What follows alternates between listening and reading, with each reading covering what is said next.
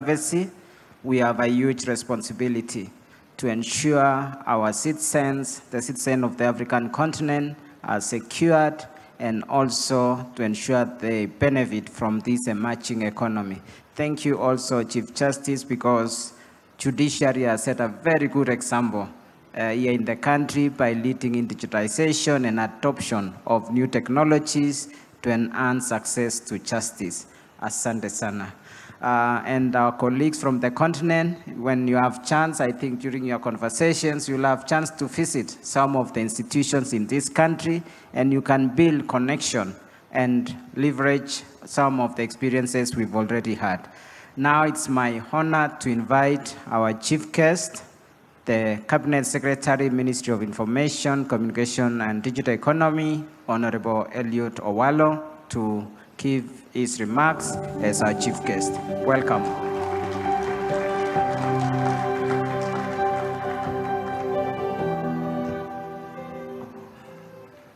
The Honorable Chief Justice of the Republic of Kenya and President of the Supreme Court, our distinguished diplomats led by the Deputy Ambassador of the EU, as well as our Ambassador representing the Federal Republic of Germany,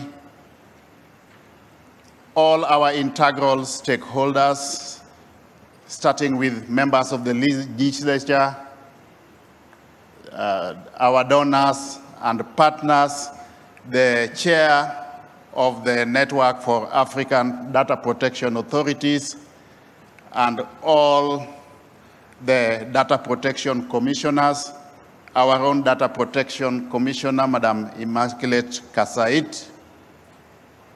Ladies and gentlemen, allow me to ride on the protocols that have so far been established.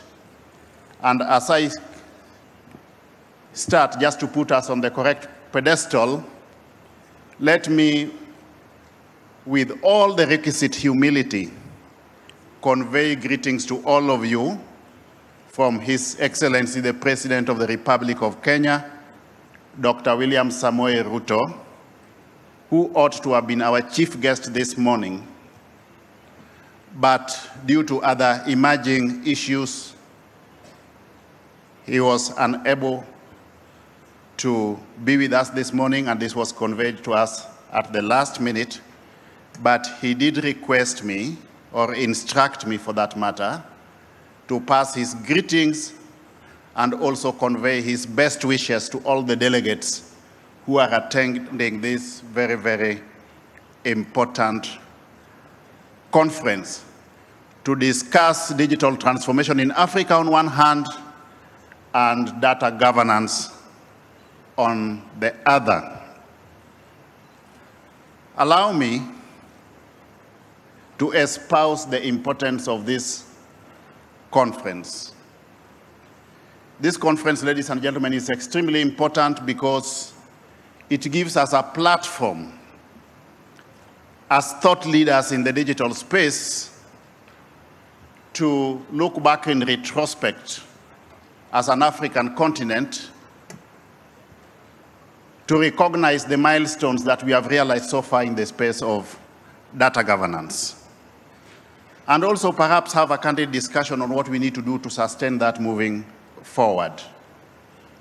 But in equal measure also, it gives us the opportunity to take stock of the challenges that we have faced with regard to data governance, more so in the face of rapid digital transformation within the African continent, and have a discussion and agree on an action plan on what we need to do moving forward to overcome those challenges so that our digital transformation agenda can be undertaken within the framework and ambit of a strong policy, legal, and regulatory framework from a data governance perspective. In equal measure, good people, this platform will enable us to analyze areas where we have got gaps and what we need to do to close those gaps from a continental perspective to strengthen the data governance framework.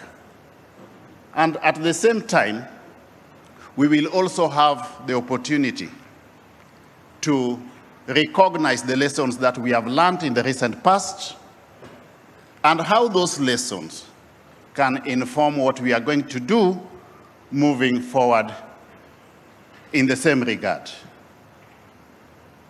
Again, informed by that contextual analysis, we should then be able to come up with a very, very clear roadmap that clearly articulates our critical success factors with respect to data governance as a continent, the structures that we need to have, how we strengthen our data governance authorities, and also a clear action plan with very, very clear responsibility centers, timeframes, expected outputs, and output indicators for that matter. And if we rode on that pedestal, I've got the confidence that as an African continent, we would be able to strengthen our data governance framework to ensure both data privacy and data security in the face of rapid digitalization, which is now a global issue,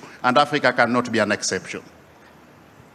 Good people, one question that keeps on cropping up in the face of global digitalization is, are we not overexposing ourselves to cyber insecurity by digitizing records and also in equal measure digitalizing services? And the answer is simple, that we are not going to stop digitizing records and digitalizing services because of cyber insecurity. But we need to come up with a very, very robust risk mitigation framework within the digital space to ensure that as we embark on digitalization, we are not exposing ourselves to loopholes or pilferages in data. We need to strengthen our data privacy and also data security. As you are aware, most African countries are today in earnest or with zeal enhancing the level of fiber connectivity or interconnect connectivity for that matter. In equal measure, we are enhancing the level of digital skilling for our youth and even the wider population. We are also now, in the face of digitalization, pursuing digital identities. All these issues bring to the fore the urgent need for having a robust discussion on what we need to do as an African continent in the face of global digitalization to strengthen data privacy and data security. So this conference could not have come at a better time, because as we do all this, there are fundamental questions that we need to tackle. There are candid discussions that we need to have. What do we need to do as an African continent to ensure that we move together in tandem from the perspective of data governance and data security, so that no country is left behind? And that perhaps informs an integral component of the discussion that we are going to have during this conference. How do we move in tandem so that we come up with policies, laws, and regulations, a strong foundation on the basis of which data privacy and data security can be anchored, but with policies, laws, and regulations that are in tandem with each other or speak to each other as opposed to being discordant to each other? So that is a discussion that we need to have. The other issue that we need to discuss is, how do we ensure that we optimize the data infrastructure that we have at our disposal so that we don't have duplicity of effort on one hand, or wastage of resources on the other. For example, if I may just give a hypothetical example for purposes of illustration. If one country has already set up a data center as part and parcel of our cloud infrastructure, how do we ensure that that data center is going to attain optimal capacity utilization levels while leveraging on the demand of Africa as a market for data storage? Or should we go the route of one country setting up a data center today, another one setting up a data center tomorrow, another one setting up a data center the following day? So it brings to the fore a discussion on optimal utilization of data storage infrastructure that we have at our disposal, so that there is no duplicity of effort, so that we can have adequate uptake of the data infrastructure that we have. But again, we are operating in an environment where factors in play keep on changing. We have got a lot of emerging issues in our operational environment today. We are dealing with issues of AI, dealing with issues of artificial intelligence, Internet of Things, just to mention but a few of the emerging issues in that digital space. How do we tackle these issues while moving together as an African continent? That again calls for proactivity. And if it calls for proactivity, it means that we have to be proactive so that we are ahead of change, good people. We have to be proactive.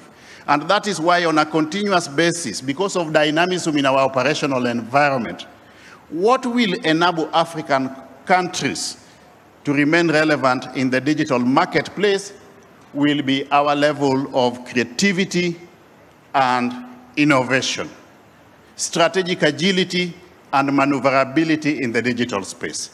And that means we need to continuously, based on what is happening in our operational environment, look at our laws, policies, and regulations. Think of what we need to do.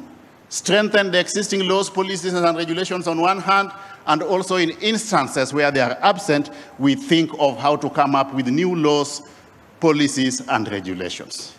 And I want to thank our respective legislatures, starting with our own parliament here in Kenya, for being able, always able and willing to augment our efforts based on what is happening in our operational environment so that we strengthen our legal, policy, and regulatory framework, more so with respect to data governance.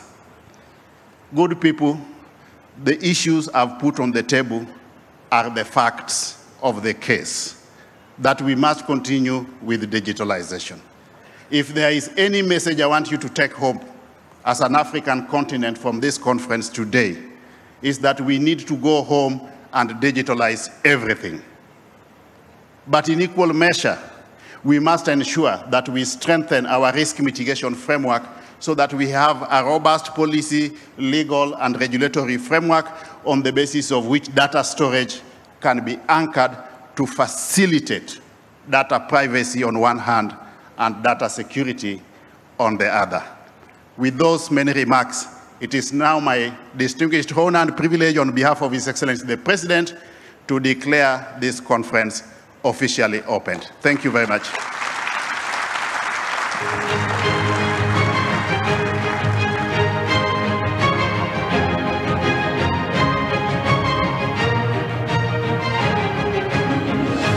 Excellent. A big round of applause for the Cabinet Secretary, Honorable Owalo. Thank you so much indeed. And before we close this first installment of our engagement, we want to celebrate some of the activities